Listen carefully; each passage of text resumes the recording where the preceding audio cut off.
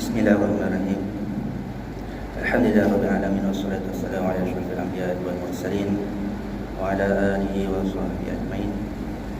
Allahumma shalli ala sayyidina Muhammadin al-fatih lima ughliqa wal khatim lima sabaq wan nasiril haqqil haqq wal hadi ila siratal mustaqim wa ala alihi wa sahbihi ajmain. Assalamualaikum warahmatullahi wabarakatuh.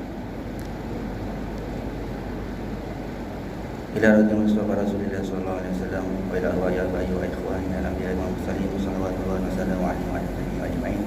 Syahidallahu lahumul Fatiha. A'udzu billahi minasy syaithanir rajim. Bismillahirrahmanirrahim. Alhamdulillahi rabbil alamin. Ar-Rahmanir Rahim. Maliki yaumiddin.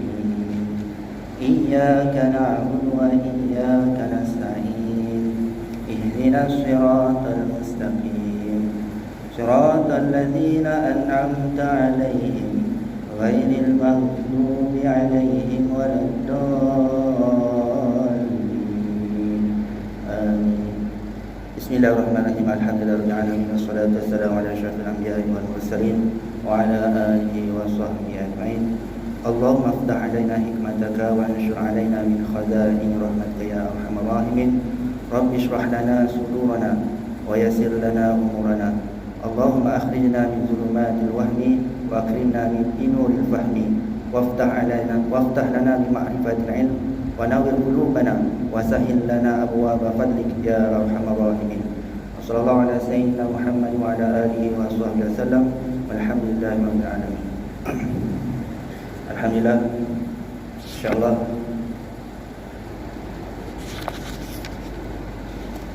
sepanjang waktu Maghrib dan Isya ini kita akan sama-sama menyambung berkaitan dengan fiqh as-solat, memahami ibadat sembahyang.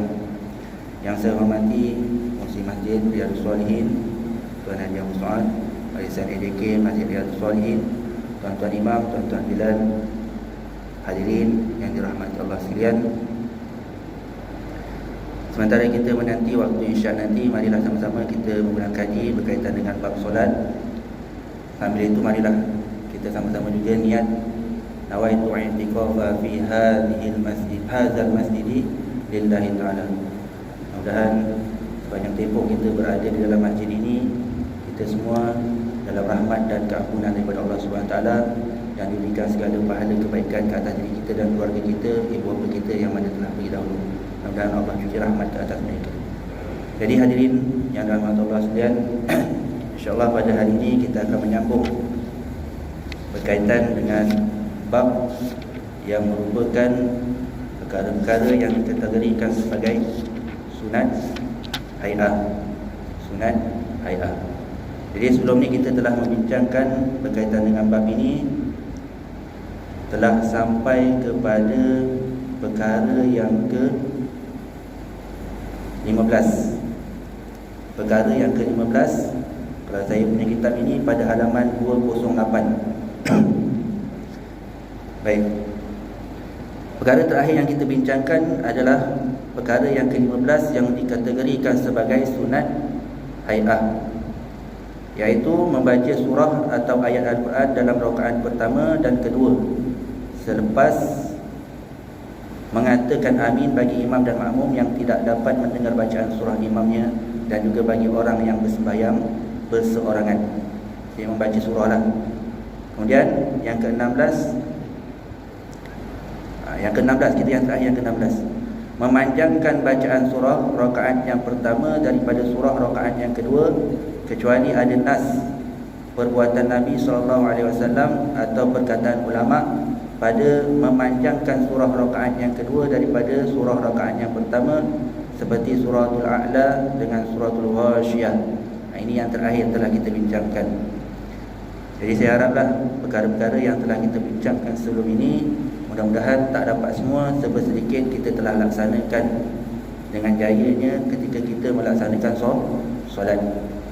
Kerana perkara-perkara ini juga antara perkara-perkara yang boleh menyebabkan solat kita menjadi khusyuk. Kita ingat perkara-perkara ini boleh membantu kita dalam menjadikan solat kita lebih khusyuk. Baik.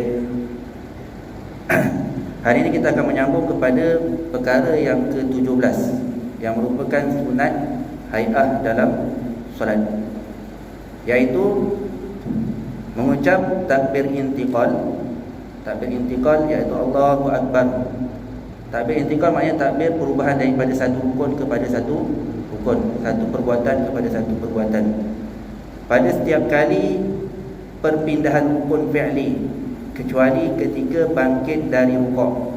Kecuali pada rukuk saja kita baca Sami Allahu liman hamidah. Itu merupakan perkara yang dikategorikan sebagai sunat hai'ah. Okey. Jadi takbir intiqal itu adalah sunat hai'ah, dibaca, disebut. Kalau jadi imam, lagilah kena sebut. Kalau tak, nanti makmumnya tak tahu imam aku ni dekat mana. Kalau imam tak baca, tak kuat suaranya pada takbir intiqal, makmum takkan tahu imam tu dah bergerak ke belum gerak. Lagi-lagilah kalau bila sujud, memang tak nampak apa. Kalau imamnya baca takbirnya perlahan, makmumnya tak pasti imam ni sebenarnya dah bangun daripada sujud ke belum.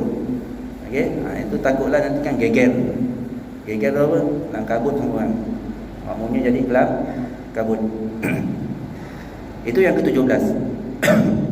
18, memanjangkan lam pada lafaz al-jalalah, iaitu Allah, ketika takbir intiqal hingga sampai kepada rukun baru yang hendak berpindah itu, dengan syarat panjangnya tidak melebihi daripada 7 alif atau 14 harakat.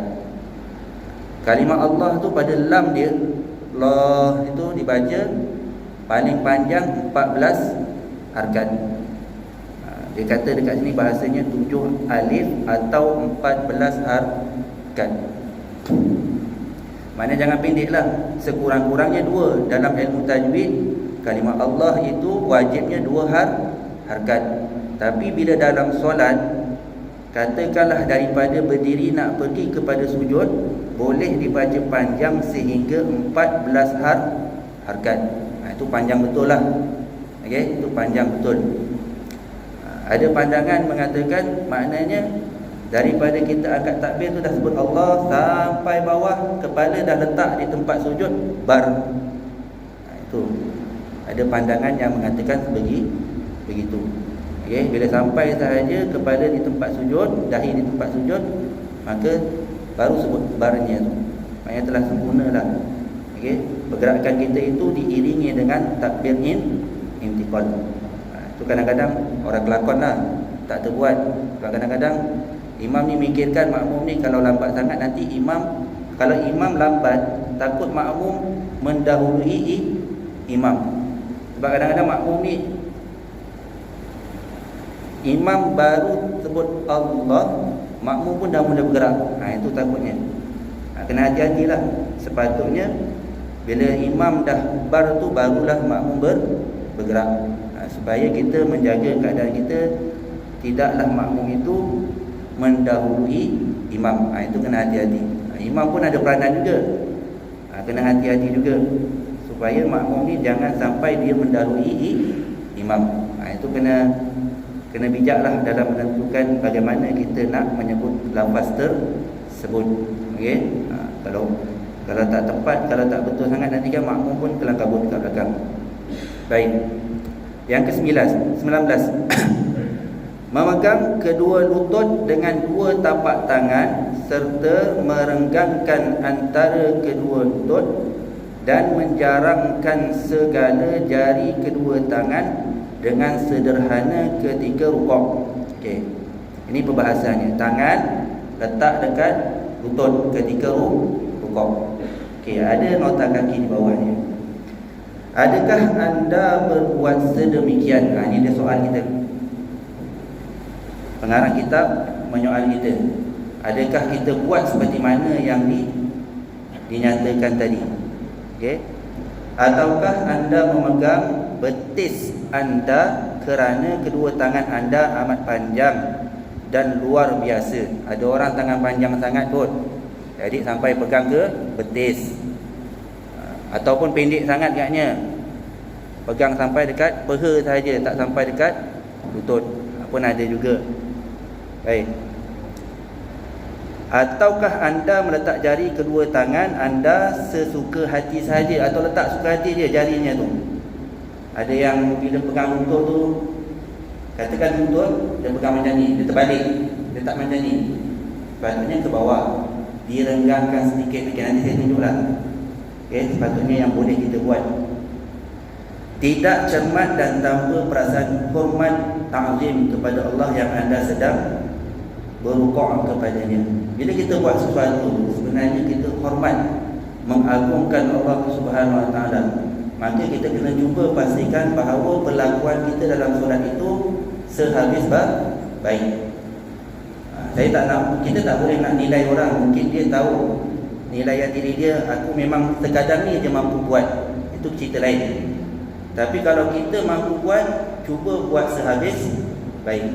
Cuma kadang-kadang tahap kemampuan tu saya tak boleh nak nilai. Itu diri sendiri yang menilai. Mungkin ada di kalangan tuan-tuan memang dah tak boleh, itu lain cerita lah. Tapi kalau boleh ngelakoni, dia ngelakoni sa'i-soi. Kalau boleh buatlah semampu yang boleh. Itu mampu tak mampu, tuan-tuan punya penilaian terhadap diri masing-masing. Saya tak mampu nak katakan, ini tak betul, ini tak betul. Okey, tuan-tuan kena nilai diri tuan-tuan masing-masing. Kita kena nilai diri kita masing-masing, kemampuan kita bagaimana. Okey, tapi kita ngelakoni, cuba buat sebaik yang boleh. Itu yang ke-19. Jadi hati-hatilah. Sebab kita nak timbulkan satu perasaan cermat dan perasaan kita hormat ta'zim kepada Allah Subhanahu Wa Taala. Dalam solat kita nak munculkan satu perasaan hormat ta'zim. Okey, hormat ta'zim, kita mengagungkan, kita menghormati Allah Subhanahu Wa Taala, seolah-olah kita sedang memang betul-betul bercakap dengan Allah Subhanahu Wa Taala. Itu yang kita cuba nak timbulkan. Sebab tu walaupun sunat hay'ah, kita kena hati-hati, cuba buat sebaik mungkin. Yang ke-20, membaca tasbih Subhana rabbiyal azimi wa bihamdi. Subhana rabbiyal azimi wa bihamdi pun kena hati-hati. Walaupun lafaz tasbih ini merupakan sunat hay'ah saja, tak baca pun tak apa, tapi bila baca kena hati-hati. Sebab kadang-kadang ada kalanya kita dengar bacaannya jadi subah, sedangkan ba itu mati yang membawa hukum qalqalah. Ada yang baca subaha. Kadang-kadang kita tengok dekat kereta ada stiker tampal subhanallah, kan? Pun kena hati-hati, sebutan tu kena hati-hati. Ba itu mati, hukumnya qalqalah. Kadang-kadang kita ni bukan tak tahu hukum, tahu hukum tentang hukum qalqalah. Hukum huruf-huruf qalqalah tu hafal, qaf, ta, ba, jim, dal. Tapi kenapa bila baca kita tersasar? Sebab kadang-kadang saking wis ngapali, dah sangat-sangat hafal, sampai kita terlepas pandang hukum tersebut. Itu sebab tu saya kata kita sama-sama kena buka balik, semak balik bacaan. Betul tak aku baca selama ni? Yang aku ngafal tu betul tak? Yang dihafal selama itu betul atau tidak? Walaupun kalimah itu koyo penak temen, macam senang sangat, tapi kena semak. Itu tugas kita. Rabb, ba-nya ada tanda sabdu. Ada kita baca Robian. Jadi ba-nya tu sabdunya hilang. Subhana rabbiyal.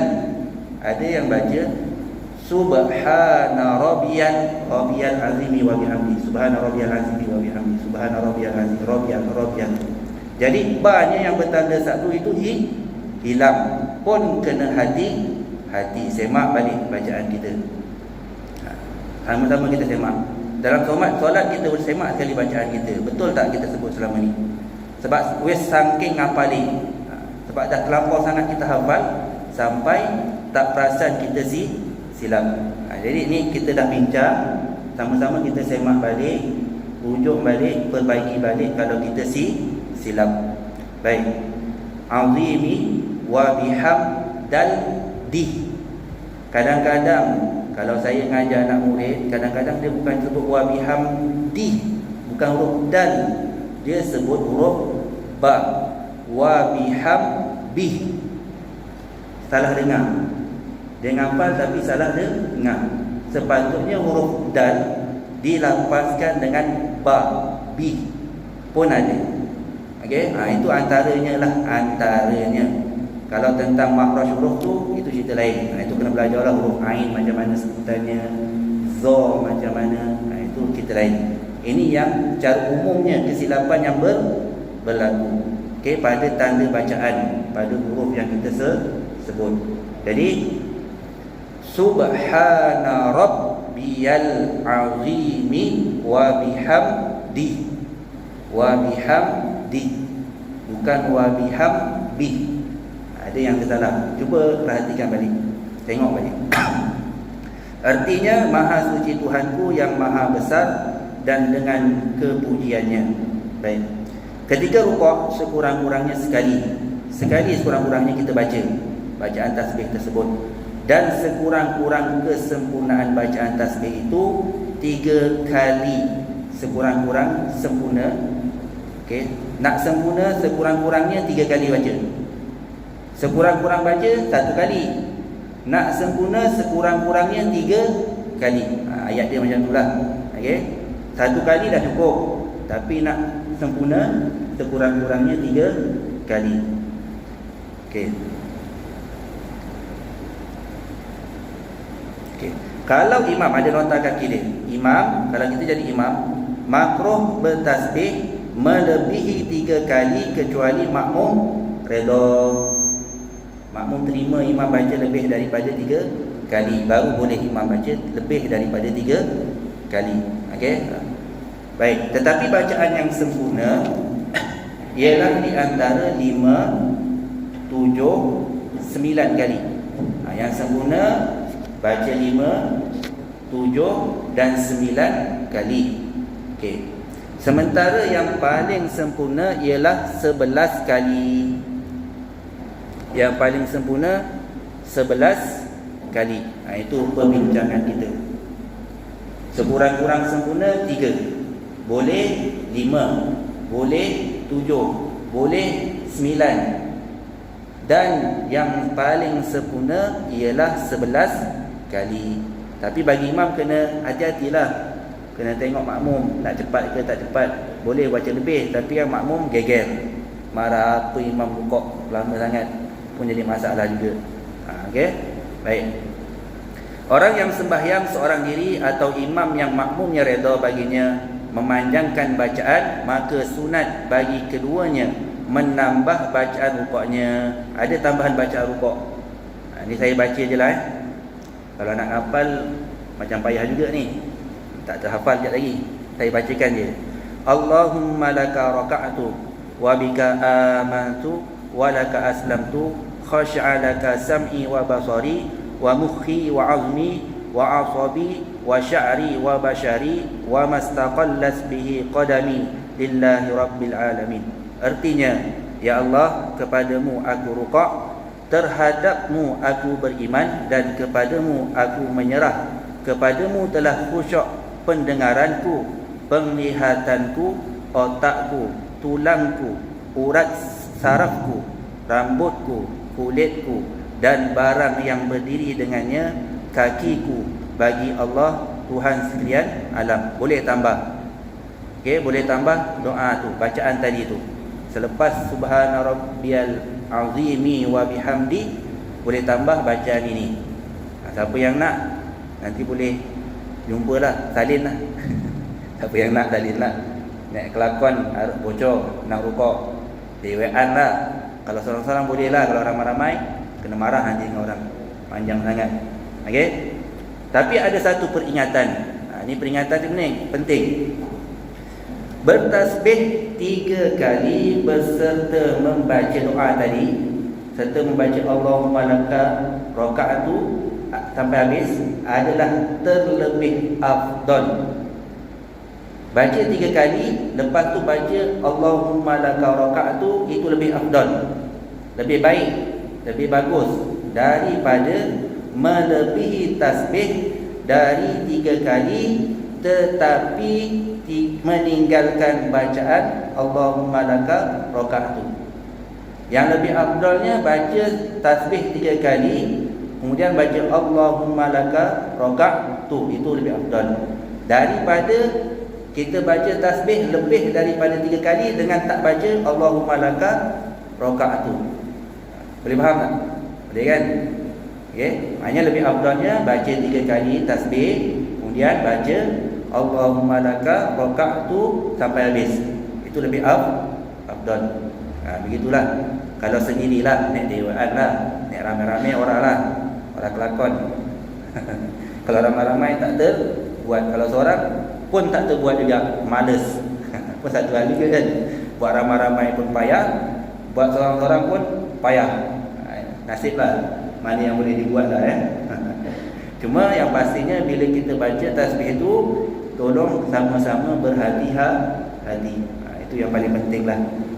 Baik, selesai yang itu. Yang seorang tadi saya ditukar kepada jamak, iaitu tukar kepada kami. Itu sunat hay'ah. Kemudian yang ke-25, apabila imam membaca doa kunut dengan nyaring, maka makmum mengaminkan bagi setiap doa yang dibacakan itu dengan nyaring, termasuk mengaminkan solawat. Imam baca solawat pun kena aminkan atas Nabi SAW kerana dia adalah terjumlah daripada doa. Sebab solawat itu termasuk dalam doa. Sebagaimana yang telah diiktimadkan, yang telah diperbahaskan, yang telah dipersetujui oleh Ibnu Hajar di dalam Tuhfah. Tetapi setengah ulama lain, ada ulama lain pula berpendapat makmum tidak disunatkan mengaminkan solawat atas Nabi SAW, malahan hendaklah dia menyertakan imamnya pada membaca solawat itu. Maknanya ada dua pandangan. Satu pada pandangan ketika imam berselawat, makmum aminkan. Pendapat yang kedua mengatakan makmum boleh baca selawat bersama dengan imam. Yang tu. Ada jamaah itu cerita, ada jemaah yang mengatakan selawat itu makmum tak boleh baca bersama dengan imam, hukumnya makruh. Ada pandangan yang begitu. Selawat itu tak boleh makmum baca sama dengan imam sebab hukumnya makruh. Tapi dalam ni dia tak cerita tentang makruh ke tak makruh. Dalam kitab yang kita buka hari ini cuma cerita makmum boleh nak amin atau boleh nak baca selawat bersama dengan imam. Itu yang ada dalam kitab ni. Saya tak tahu kalau ada orang lain yang mengatakan makruh, kitab mana saya tak tahu. Okey, saya tak salahkan dia, cuma saya tak tahu dekat mana kitabnya. Okey, mungkin dia ada baca kitab, kita tak tahu kan. Kita tak apalah, kita terimalah, tak payah gaduh-gaduh lah benda ni. Okey, temulah kabel semua guyuban. Semua guyub lah, tak payah nak gaduh-gaduh bab yang khilaf sedikit ni. Okey, kita terimalah masing-masing punya pandangan. Okey, sekejap lagi dah nak insya. Kita dah masuk. Sekejap lagi Baik, cuma saya nak ingatkan, sama-sama kita ingat, dalam doa kunut ini ada kitab yang membahaskan bahawa dalam doa kunut itu adalah perkara yang merupakan sunat abad. Kalau kita tinggal maka kena sujud sahwi. Dalam kitab tersebut membincangkan bahawa doa kunut itu 3 komponen dia. Satu, doa. Dalam kunut mesti ada doa. Yang kedua ada sanak iaitu pujian kepada Allah. Yang ketiga selawat. Tiga-tiga ni kena baca. Kalau kita baca doa kunut, katakan doa kunut nazilah ni, maknanya tiga-tiga komponen ni kena ada. Mesti ada doa, mesti ada sanad pujian kepada Allah, dan juga mesti ada selawat.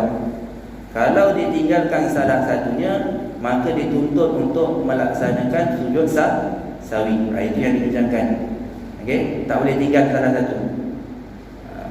Jadi kalau kita bawa mana doanya dalam kunut tu? Okey, doa kunut tu kalau kita bincang sebelum ni daripada Allahumma hdini fiman hadait wa afini fiman afait wa tawallani fiman tawallait wa barik li fima a'tait wa qini bi rahmatika syarra ma qadait fa innaka taqdi. Itu ialah sanad. Ketiga, kita diam, imam baca perlahan. Dia bukan diam tau. Imam sebenarnya pada fa innaka taqdi itu bukan diam, bukan senyap. Dia baca dengan sir, perlahan, lebih perlahan daripada ketika imam baca doa. Kalau doa tadi kuat, maknanya pada fa innaka tu sanad itu lebih kurang sikit, jangan kuat macam doa tadi. Maksudnya begitu. Okey. Ayat fa innaka itu adalah sanad pujian kepada Allah Subhanahu Wa Taala. Kemudian selawat. Itu ada tiga komponen ni. Dalam doa kunut ada tiga komponen. Ada doa, ada sanadnya pujian kepada Allah, dan ada juga selawat. Tapi ada gabungan. Kalau doa dengan sanad ini, itulah kunut. Doa dan sanad itu adalah kunut. Maksudnya kunut itu mesti ada doa, mesti ada sanad. Baik, tuan-tuan, saya minta sikit je ni ya. Baik, untuk penjelasan berkaitan doa kunut ni. Baik, yang dikatakan doa kunut itu, dia mesti ada doa, dia mesti ada sanad. Sanad itu pujian. Okey. Kalau dalam doa kunut biasa kita waktu subuh, maknanya daripada Allahumma hdini fiman hadait sampai bi rahmatika syarra ma qadait itu adalah doa. Fa innaka taqdi sampai falakal hamdu ala ma qadait itu adalah sanad pujian kepada Allah. Baik. Kalau kita tengok balik pada bab sebelum ini berkaitan sunat ab'ad, sekurang-kurang ada satu nota ada sini, bukan nota lah, satu catatan. Sekurang-kurang doa kunut, bacaannya macam mana? Allahumma ghfirli ya Ghafur. Sekurang-kurangnya itu doa kunut, sekurang-kurangnya Allahumma ghfirli ya Ghafur. Mana doa dia? Allahumma ghfirli. Sanad dia mana? Ya Ghafur. Ya Allah, ampunkanlah akan daku, wahai Tuhan yang Maha Pengampun. Sekurang-kurangnya doa kunut tu, Allahumma ghfirli ya Ghafur. Dekat situ dah ada doa, dah ada sanad. Maksudnya macam itulah. Maknanya kita ada pujian, ada doa, minta sesuatu pada Allah dan kita puji Allah. Itu adalah doa kunut. Baik. Sikit lagi Sikit lagi. 26. Apabila imam membaca sanad, ini pun penting. Bila imam baca sanad pujian, iaitu pada fa innaka taqdi wa la yuqda alaik wa innahu la yadhillu man walait wa la ya'izzu man adait tabarakta rabbana wa ta'alait falakal hamdu ala ma qadait. Itu pun kena hati-hatilah, kena semak balik bacaan ni. Yang it ke ik, ta ke kaf ke dekat ujung dia. Mawalait. Ini pun ada. Wa innahu la yazillu man wa. Ada yang baca la yazillu man walait. Dia terlupa nun mati jumpa dengan huruf waw, yang hukumnya idgham ma'al guna, memasukkan dengan dengung. Jadi sepatut bacaannya wa innahu la yazillu mawalait wa la ya'izzu man adait. Nun mati jumpa dengan ain, hukumnya izhar. Jelas, tak ada bunyi dengung. Nun mati jumpa dengan ain, izhar. Okey, itu antaranya lah, kena semak. Baik, ketika imam baca sanad ni, maka makmum hendaklah bacaan dengan perlahan, atau dia diam pada hal dia mendengar bacaan imamnya, ataupun dia menjawab dengan berkata asyhad. Okey, Ketika bacaan sanad ni 3 benda makmum boleh buat. Sama ada yang pertama, dia boleh baca secara sir, perlahanlah, janganlah kuat sangat. Kalau kuat ganggu pada makmum yang lain. Perlahanlah. Yang dikatakan sir tu sekurang-kurangnya diri kita tu telinganya dengar bacaan yang kita baca, itu sir. Kalau baca dalam hati itu bukan sir, itu baca dalam hati. Yang sir ni bacaan tu sekurang-kurangnya telinga kita dengar. Okey, itu sir. Yang pertama, makmum boleh baca fainaka takdir juga dengan secara sir. Okey, perlahan. Yang keduanya, makmum boleh diam je. Diam dan dengar. Kan tadi imam tak baca perlahan sangat kan? Dia baca lebih perlahan daripada bacaan doa. Maknanya masih boleh dengar lagi kan? Jadi makmum boleh dengar bacaan imam. Dengar, diam je lah. Diam, dengar imam baca tadi. Ataupun yang ketiga, makmum boleh sebut dengan berkata asyhad. Apa makna asyhad? Saya menyaksi. Saya menyaksi. Ketika imam baca fa innaka taqdi asyhad, fa innaka taqdi wa la yuqda alaik asyhad, makmum boleh sebut asyhad. Itu 3 lah. Tapi biasanya kita bacalah sama-sama dengan imam. Cuma nak ceritanya 3 benda ni makmum boleh buat. Mungkin ada makmum yang tak hafal doa kunut. Okey, pada fa innaka taqdi tak hafal, dia boleh diam. Okey, diam dengar, atau dia baca asyhad. Itu sahaja. Baik. Sanad adalah terlebih utama kerana mengikut perbuatan Nabi SAW. Okey, tetapi makmum turut membaca sanad. Okey, kalau makmum baca itu lebih utama daripada dia diam atau dia membaca sekadar asyhad. Dia baca sama dengan itu, imam itu lebih utama. Jadi 3 perkara ni makmum boleh buat ketika imam membaca sanad ketika dalam doa kunut. Jadi saya rasa cukup setakat ni. Kalau ada perbincangan, bolehlah kita bincangkan nanti. Kalau ada kesilapan yang saya bacakan, kefahaman saya tersilap, tolong tegurkan. Kadang-kadang kita baca kitab ni tersilap baca, tersilap faham. Bahasa kitab ni kadang-kadang nak kena tengok betul-betul 2-3 kali, kena cari rujukan lain lagi supaya kita ni kefahamannya jelas. Kadang-kadang tersilap, mohon tegur dan sama-sama kita perbaiki. Jadi tuan-tuan yang dirahmati Allah sekalian, saya rasa cukup setakat itu. Sekali lagi saya memohon kemaafan atas kesilapan saya dalam menyampaikan. Mudah-mudahan apa yang kita bincangkan pada malam ini dan sebelum-sebelumnya dapat sama-sama kita amalkan dengan sebaik yang mungkin dan menambah baik ibadah solat kita. Allah terima solat kita sebagai amal ibadah kita yang akan kita bawa ganjaran pahalanya itu ketika di padang mahsyar, menjadi pembantu kita insya-Allah. Dan mudah-mudahan apa yang kita belajar akan menambah khusyuk kita dalam melaksanakan solat. Itu yang kita harapkan. Yang silap sama-sama kita perbaiki, sama-sama kita betulkan.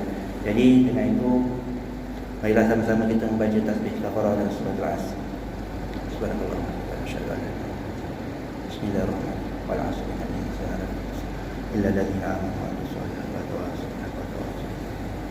Rabbana la tuzigh qulubana ba'da idh hadaytana wa hab lana min ladunka rahmah innaka antal wahhab. Ya Fattahu ya Alim, iftah qulubana futuhal 'arifin. Allahumma inna nastawdi'uka ma 'allamtana farzuqhu ilaina inda hajatina ilaihi wa la tunsina ya rabbal alamin. Wassallallahu ala sayyidina Muhammad wa ala alihi wa sahbihi wasallam. Walhamdulillahi rabbil alamin. Assalamualaikum warahmatullahi wabarakatuh.